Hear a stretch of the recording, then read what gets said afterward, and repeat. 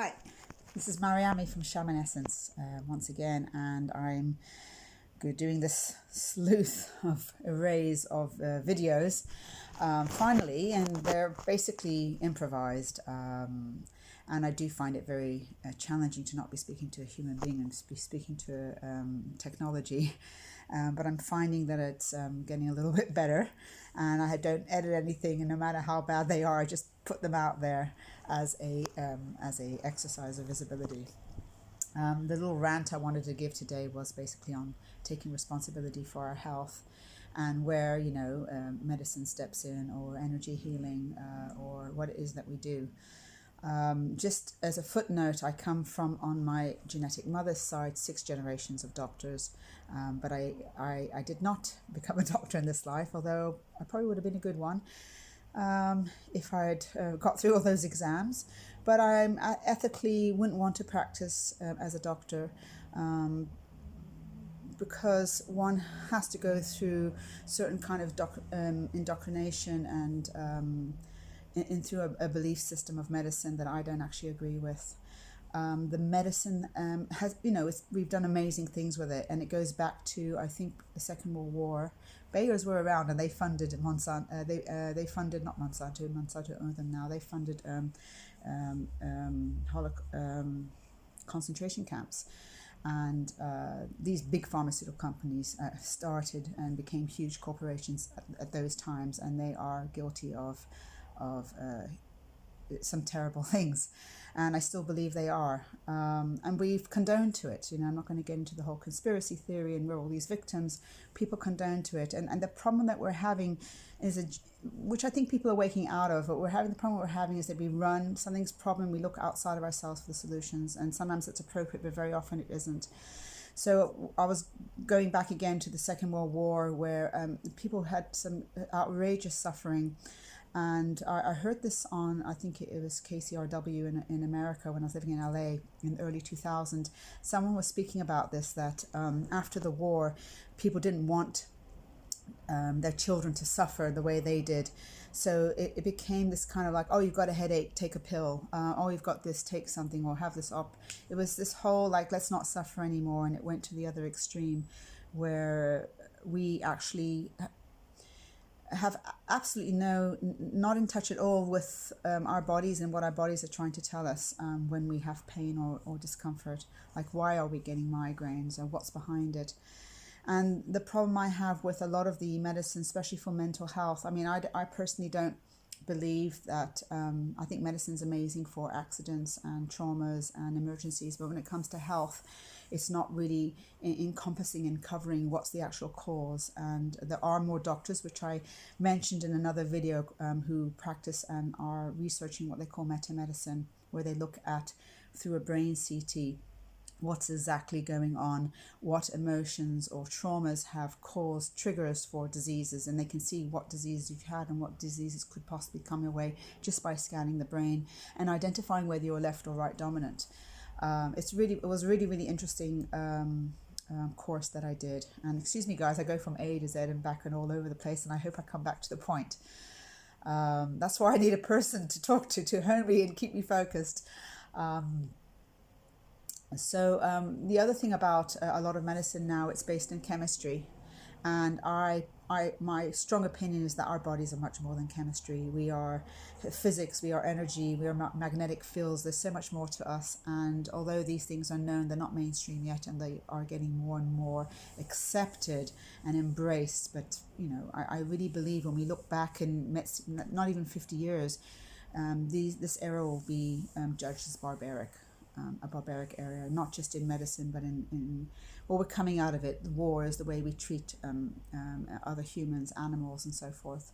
So if something has to be experimented on so many animals, and awful experimentation to become something for healing, I mean, for me already that foundation is vibrationally off. It's based in violence, and I'm not arguing that there is no value in what rats can what we can see in rats and so forth. But also a lot of this medicine has been manipulated or hidden, like for example with the GMO, where the rats did develop tumors after 3 months, but they only submitted the 3-month research. So I really do have a problem with especially with mental health. I when I lived in India, there was a great Swedish church organization, and they would just feed people, never talk about religion, just be loving and giving. And when people would flip out at the parties from too many drugs, and the problem was they hadn't slept for days, and actually start going mad and thinking they're God. I mean, nothing wrong with thinking you're God, but in an egotistical way. And they would actually take them to the mental hospital and make sure they're medicated correctly so they can get sleep. And then after their sleep, then of course, they took them under their wings and looked after them for a few weeks to make sure they're sane before they continue with their travels. So that's kind of an example of a place where I do believe that medication for mental illness has its place when a person just needs to sleep and get some therapy. But when it's a person's given some kind of medication that they have to be on for the rest of their life, and they try to wean themselves off, and they actually end up in the mental hospital, and I've seen this, and I know people this case. I think this is a crime to humanity. I just think it's wrong, and I know not everyone will agree, but I think it's becoming more and more evident that doctors have been I don't know if it's coerced or slowly in the past 50, 60 years, they become basically glorified drug dealers. And it's not really fair, because their profession is rooted in healing, and they were and had the intentions of being healers, or some of them anyway. And they're kind of not allowed to do so many things that could be so beneficial for their practice. And I don't know if that's completely true. I know there are doctors who do acupuncture and who mix things up, and it's becoming more widely known. But what I wanted to talk about was about responsibility for our health. And although our DNA and our bodies and our immune systems aren't working to their max, we're only working at maybe 35% of our potential. And scientists are sometimes calling what they don't know about DNA junk, and I don't think any of our DNA is junk. I just think we just don't know. And I mentioned this in another video, and people such as masters like Jesus Christ and Buddha were people who could tap into their DNA and use themselves with at a much more sophisticated, greater potential, through intent, through all kinds of what we call mystery or magic, but in fact it's something that every human being can tap into. And so I spoke on another video here last week about innate wisdom and how we can all listen to our body, and even if we don't know the answer, our body tells us when something's not quite right.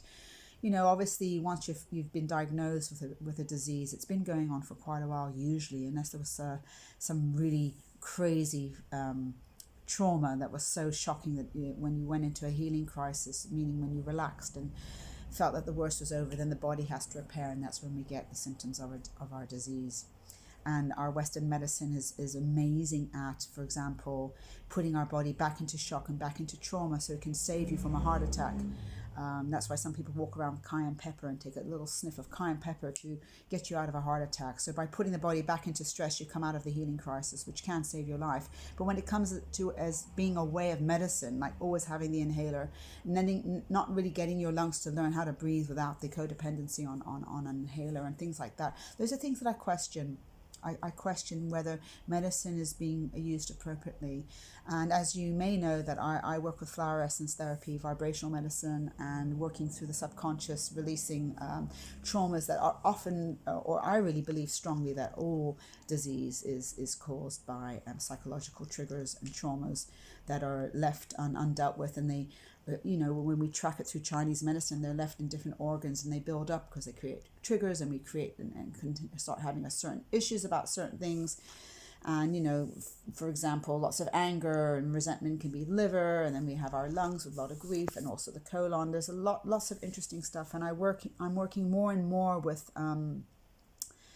although I'm trained in body work in the foundation of the Feldenkrais method, where I really allow people to have healing, although it's more scientifically based with the nervous system and neuroplasticity of the brain and finding healthy patterns of movement. But I find there's a lot of psychological, subconscious and emotional connections there with when we start moving through or changing the trauma and armoring in our body. And I became very interested in the held blocked trauma and armoring, where the movement wasn't quite getting access on the deepest level, and just tapping into the subconscious and unconscious to release that.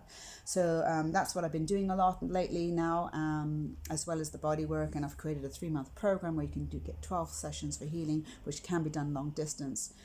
And I haven't really been explaining the science behind all of this. I often talk as if you already know what I'm talking about, and there are a lot of people who don't. So you can always private message me with any message, any questions, at shamanessence@gmail.com, or on my Facebook page, Shamanessence Products and Services. I'm open to answering any questions, or if there's a video you'd like me to make and talk about something, I can do that as well, so I can be inspired by you. Okay, thank you.